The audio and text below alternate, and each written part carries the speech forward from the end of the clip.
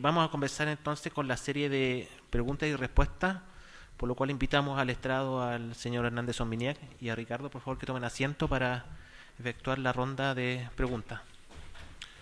Una pregunta para el señor Ricardo Solorio de Roberto Armijo.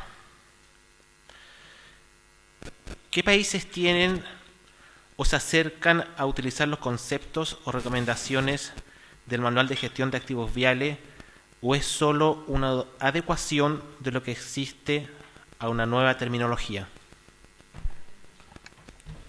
No estoy seguro de haber entendido la pregunta. Si existe algún país, digamos, que se acerque a los conceptos que están vertidos en el manual, o es solamente un documento en el cual se vierte una nueva terminología.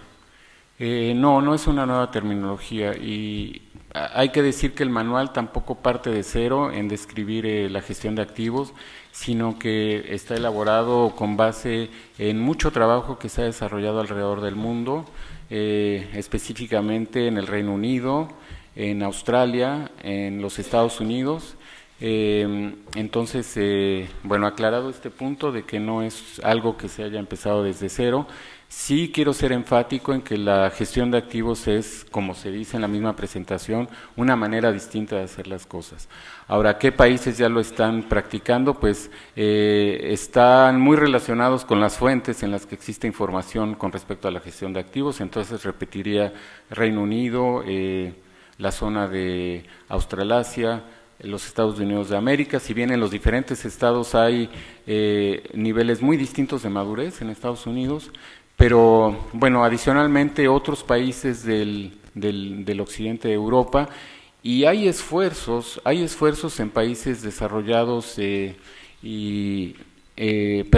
desarrollo, sí, y de economías intermedias, sobre todo alentados por asesores que provienen de los países más avanzados. Por ejemplo, sabemos que en la parte sur de África se hacen evaluaciones periódicas de la madurez de sus esquemas de gestión de activos. Entonces, pues ellos se están empujando fuerte para lograr tener un sistema como estos implementado. Y bueno, sí, en realidad sí es una manera diferente, no es una nueva terminología. Lo que pasa es que frecuentemente no es que de repente, por ejemplo, para describir el caso chileno, no es que Chile haya decidido aplicar un sistema de gestión de activos, sino que ha ido avanzando en gestión de infraestructura durante todos estos años, de manera que si hoy se hace una evaluación de la manera como Chile gestiona su infraestructura, se puede ver, ¿sí?, que cumple cada vez más con más de los requisitos que se pedirían de un enfoque formal de gestión de activos, ¿sí?, y que en otros países esa relación sería menor, ¿no? Gracias, Ricardo.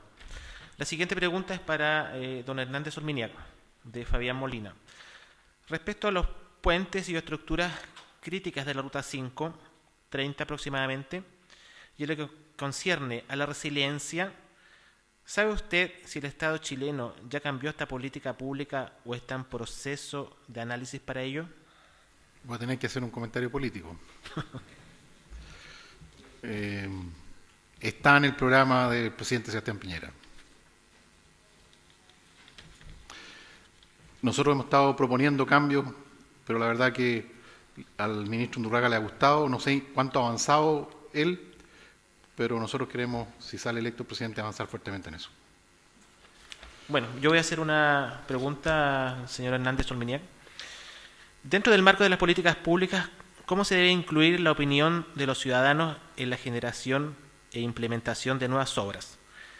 ¿Debe ser una opinión necesariamente vinculante?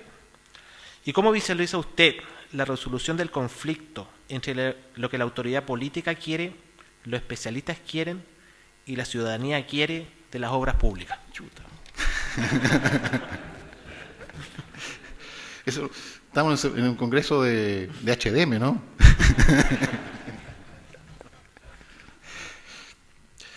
No, pero he aprendido a cuidarme lo que digo, así que no hay problema.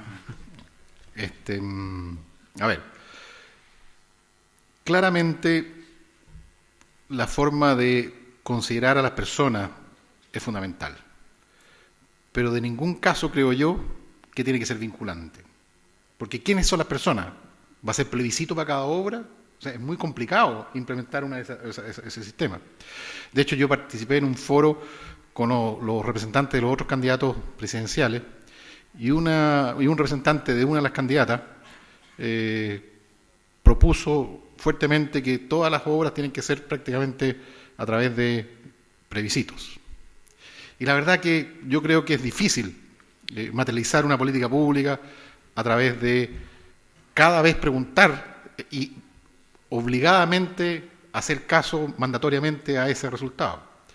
Yo creo que tener la opinión de las personas, procesarlas adecuadamente a través de contacto directo con la ciudadanía, a través de sus representantes, que son, por cierto, los distintos estamentos, los alcaldes, los concejales, los diputados, senadores, los intendentes, uno va buscando las soluciones para qué proyectos materializar.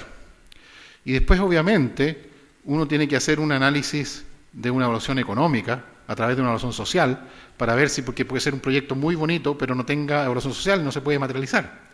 Entonces, técnicamente hay que poderlo procesar y tomar una decisión con los antecedentes de la gente, pero no vinculante. En la primera pregunta creo que yo tengo una opinión bastante específica ahí. Con respecto a la segunda, que tiene que ver con lo que entendí, es cómo tomar una decisión de qué hacer y tener en cuenta la opinión de los técnicos, de los políticos y de todas las personas. Claramente, un buen político debe ser una persona que pondera la cosa técnica y pondera la necesidad de la gente. Si un político se entiende por una persona que responde a favores, no corresponde. Yo creo que claramente lo que hay que hacer tienen que ser decisiones claramente técnicas, pero con una visión política en la toma de decisiones, porque obviamente uno tiene que optimizar, no tiene los recursos ilimitados, tiene ciertos recursos y por lo tanto tienen que cumplir cierto estándar de evaluación social, los proyectos.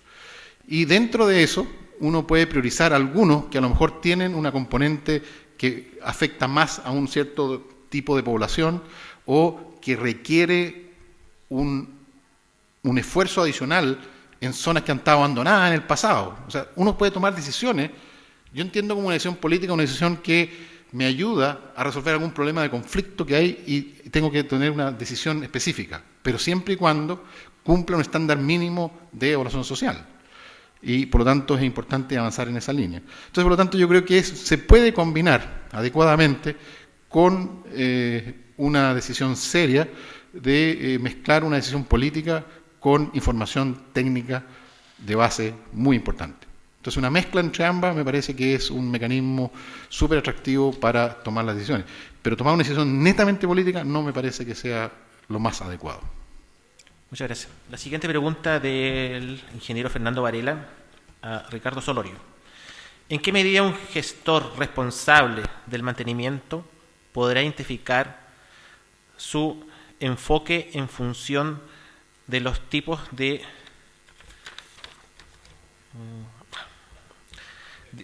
redes, alta capacidad, convencionales, viales de ciudad, entendiendo que serán necesarios distintos inputs y outputs?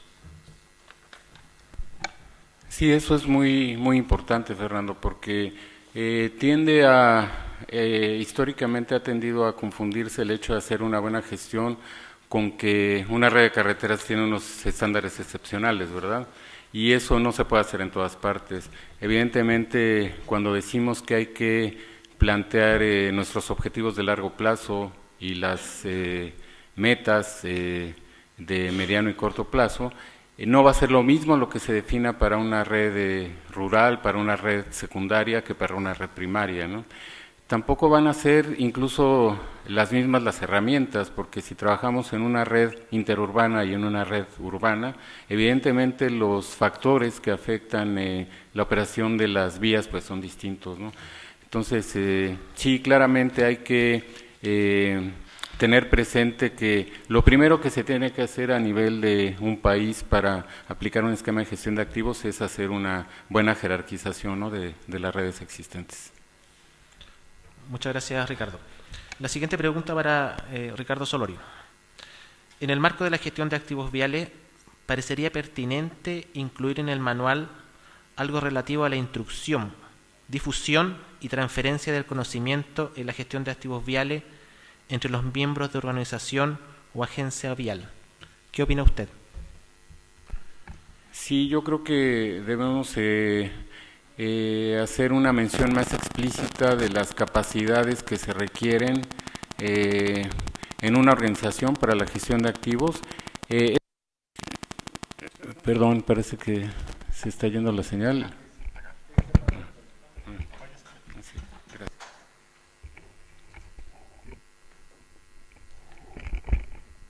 Sí, esto se menciona de alguna forma actualmente en la parte de organización, pero sí estoy de acuerdo en que en la nueva versión se debe abundar en estos aspectos, y no solo en las capacidades que se requieren, sino en la manera de obtenerlas, ¿no? Sí. Gracias. Tal vez una acotación con respecto a lo que dijo Hernán y a una pregunta, si debían plebiscitarse, digamos, cada uno de los proyectos y tener un esquema así. Obviamente a nivel nacional eso sería impracticable, pero esa misma cosa a mí me tocaba hacerlo en comunidades pobres, aisladas, que no tienen electricidad de la red, que no tienen caminos y han sido abandonados por el gobierno central.